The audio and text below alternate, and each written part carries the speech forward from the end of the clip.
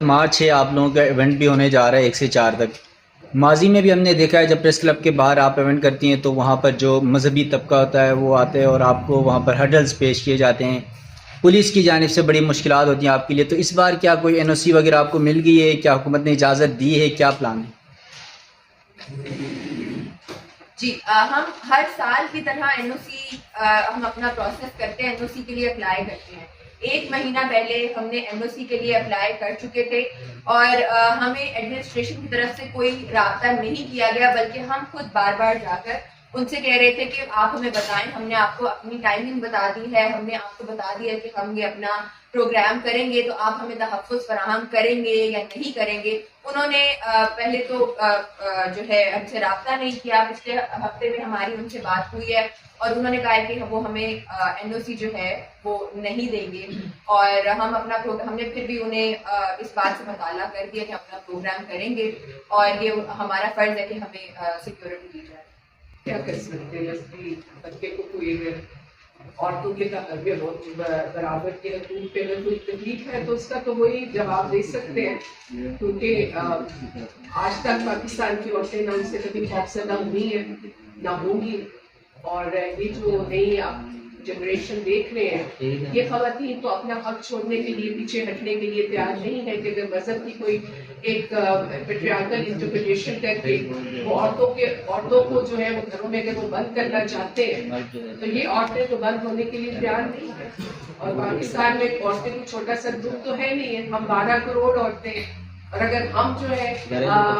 ہمیں پوری دنیا نہیں ملے گی، گھر کی دنیا تو آپ نے ویسے ہمارے حوالے کی ہوئی ہے، جس میں میں سمجھتی ہوں جو رہنے والے مرد ہیں ان کو بھی اس کے گھر کی دنیا کو اپنانا چاہیے، گھر کے کام کاج جو ایک ریپروڈکٹیو لیبر ہوتی ہے اس کو اپنا حصہ ڈالنا چاہیے۔ ان کو گھر کی دنیا میں صرف یہ نہیں ہے کہ اپنی اتھارٹی جمائیں، بلکہ ایک ڈیموکریٹک رویے ان کو گھروں میں بھی بنانے چاہیے، اور گھر کی باہر کی دنیا بھی دونوں کی ہے، عورتوں کی بھی ہے، مردوں کی بھی ہے، ٹرانس لوگوں کی بھی ہے۔ تو ہماری جنریشن نے بھی یہ اپنی وہ جگہ اپنی آدھی دنیا سے لینے سے انکار کیا، اور یہ جو ینگ جنریشن ہے یہ تو کسی بھی طور پہ آدھی دنیا آدھا آسمان لینے کے لیے تیار نہیں ہے۔ ویسے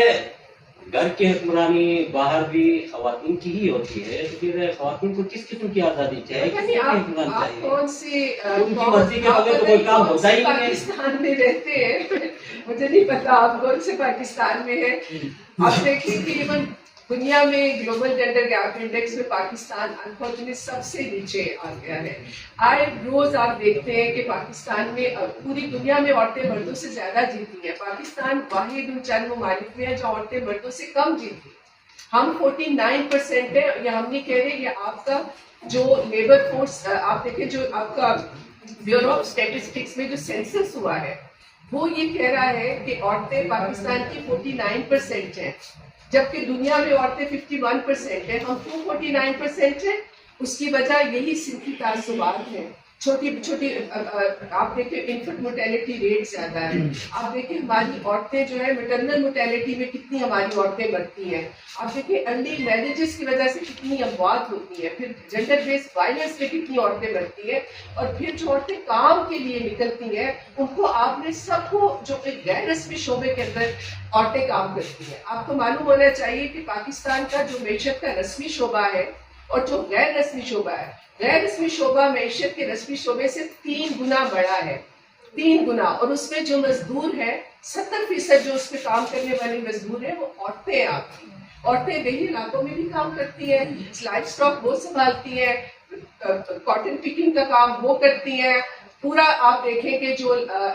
رورل اکانومی ہے وہ بھی عورتوں نے سنبھالی ہوئی ہے، شہر کی اکانومی میں انفارمل سیکٹر وہ بھی عورتوں نے سنبھالا ہوا ہے، گھر کے اندر ریپروڈکٹیو جس کو ہم کہتے ہیں کیئر اکانومی وہ بھی عورتوں نے سنبھالی ہوئی ہے۔ تو آپ کہاں کی بات کرتے ہیں کہ آپ پتہ نہیں کون سے پاکستان کی بات کر رہے ہیں؟ سر جب یہ پورا اسکینڈل آیا اور ابھی جب ایران نے حملہ بھی کیا تو سب سے زیادہ جو پہلے سے بھی زیادہ غصے کی بالخصوص وجہ یہی تھی کہ آپ کے اپنے ممالک میں کیا حالات ہیں، آپ کے اپنے ملک میں کس طرح کس نوعیت کی اس ٹائم پہ چیزیں ایکسپوز ہو رہی ہیں، اور اس کے بعد آپ جو ہیں آپ بنتے ہیں کہ آپ کہتے ہیں کہ ہم امن کا پرچم لے کر جائیں گے اور فریڈم کا اور اینڈ واٹ ناٹ۔ تو یہ آپ کی بات بالکل بجا ہے. لیکن اگر میں آپ سب سے درخواست کروں گی کہ عورت مارچ ISB جو ہے انسٹاگرام پہ، اس کو پلیز فالو کریں. اس پہ چوتھی پوسٹ اس ٹائم پہ تقریباً 1.5 سے 2 منٹ کی ہے، جس میں ان لوگوں کے نام لے کر ایپسٹین کلاس بول کر ایک ایک چیز کے ساتھ تصویریں لگا کر ثبوت کے ساتھ بات کی گئی ہے کہ اس کلاس کو، اس ایپسٹین طبقے کو کوئی حق حاصل نہیں ہے کہ وہ کسی اور ملک میں جائے اور وہاں کی عورتوں کو آزادی دلوائے. لیکن اس کے ساتھ میں یہ ضرور کہنا چاہوں گی کہ اگر اس ٹائم پہ ہمارے پاس ایپسٹین جیسا ایک ایکسپوز چیز نہ ہوتی، ایک حقیقت نہ ہوتی، میں اسکینڈل تو نہیں کہوں گی کیونکہ یہ حقیقت ہے اس ٹائم پہ، یہ نہ موجود ہوتی تو بھی سامراجی قوتوں کو کوئی حق حاصل نہیں ہے کہ وہ کسی اور ملک میں جائیں اور وہاں کی خواتین کو آزادی دلائیں یا وہاں پر رجیم چینج کریں یا وہاں پر کسی بھی قسم کی ڈیموکریسی کی بات کریں. یہ لوکلز کا حق ہے، یہ اس ملک کے باشندوں کا حق ہے اور خواتین کی اس جد و جہد کا حق ہے جو چلی آ رہی ہے نہ صرف چند سالوں سے بلکہ دہائیوں سے. اچھا اور دیکھیں ایک سیکنڈ، یہ جو ویسٹ کا سارا ہیومن رائٹس کا فساد ہے، یہ تو پوری طرح سے آپ نے دیکھیں ایکسپوز ہو چکے ہیں. چاہے غزہ کے اندر جس قسم کے مظالم، اور پورا ویسٹ آپ کا ایک طرف کھڑا رہا ہے، اور جو آوازیں اٹھی ہیں اگر یورپ سے بھی اٹھی ہیں تو وہ عوام کی ڈیموکریٹک جو وائسز ہیں وہ اپنی ریاستوں کے خلاف اس وقت لوگ کھڑے ہوئے. اس وقت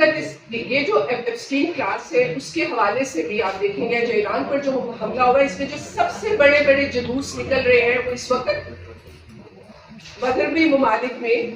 بڑے بڑے جلوس نکل رہے ہیں. اور میں یہ سمجھتی ہوں کہ ہمیں پاکستان میں بھی بہت اس بات کی ضرورت ہے کہ پاکستانی عوام اس وقت کھڑے ہوں. ہم ایران کے اندر جو یہ سامراجی جاریت ہے اس کے خلاف ہم آواز اٹھائیں اور اپنی حکومت کو مجبور کریں. لیکن جس طرح وہ بیٹھ گئے ہیں، یہ جو غزہ کے لیے انہوں نے کمیٹیوں میں وہ بیٹھ گئے ہیں، ہماری حکومت کا کوئی کام نہیں ہے کہ ہم ان کمیٹیوں کا حصہ بنیں. اور ہم اپنی حکومت سے یہ اپیل کرتے ہیں اور ہمارا عورت مارچ کا یہ مطالبہ ہے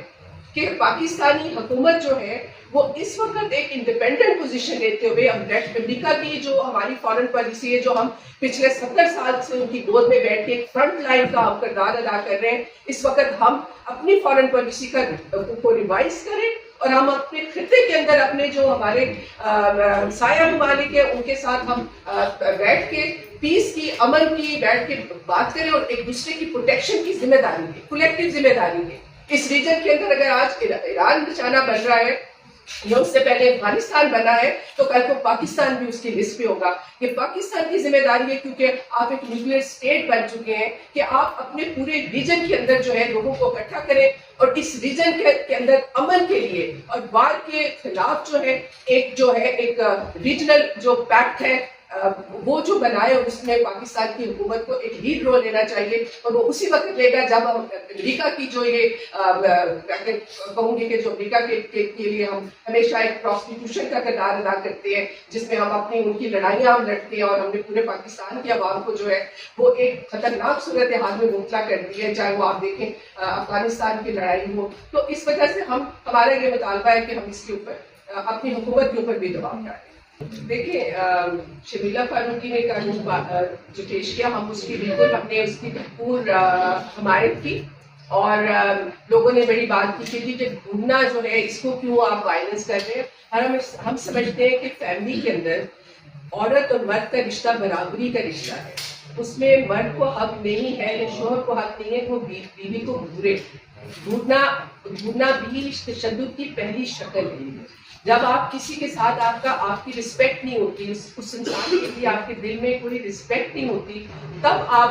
بجائے اس سے بات چیت کرنے کے، ایک مہذب طریقے سے اپنی بات چیت کرنے کے، آپ اس کو ڈھونڈتے ہیں تو یہ اس کا مطلب ہے کہ وہ جو پاور اور اتھارٹی جو آپ سمجھتے ہیں کہ اس معاشرے نے آپ کو دی ہوئی اور آپ نے اس کو انٹرنلائز کیا ہوا ہے، آپ اس اتھارٹی کو یوز کرتے ہوئے اس کو ڈھونڈ رہے ہیں. لہٰذا میں سمجھتی ہوں کہ شمیلہ فاروقی نے ڈھونڈنے کو اگر وائلنس، ڈومیسٹک وائلنس میں شامل کیا تو بہت اچھا کیا ہے، کیونکہ وائلنس اس کی ڈھونڈنا پہلی شکل ہے، اس کے بعد زبانی بد کلامی، اس سے آگے پھر ایک آدھ تھپڑ، پھر اس سے آگے مار پیٹ کا violence within within, اس کی جو وہ ہوتی ہے انٹینسٹی ہوتی ہے وہ بڑھتی چلی جاتی ہے. تو یہ باقی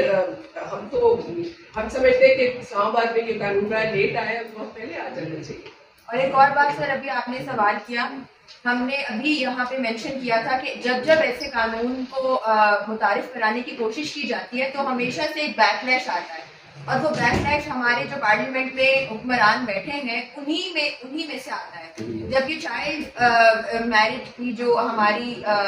کی جا رہی تھی کہ 18 سال عمر کی جائے پنجاب میں، اس کے اوپر اتنا بیک لیش آیا تھا ہماری جو مذہبی جماعتیں ہیں، تو وہاں پہ بیٹھے ہوئے پارلیمنٹ میں جو لوگ ہیں وہ کمپلسٹ ہیں، کیونکہ وہ باتیں چپ کر کے سنتے ہیں، ان کو کوئی کال آؤٹ نہیں کرتا. ہم ایپسٹین فائلز کی بات کرتے ہیں، بہت ہی اس میں گھنونے قسم کے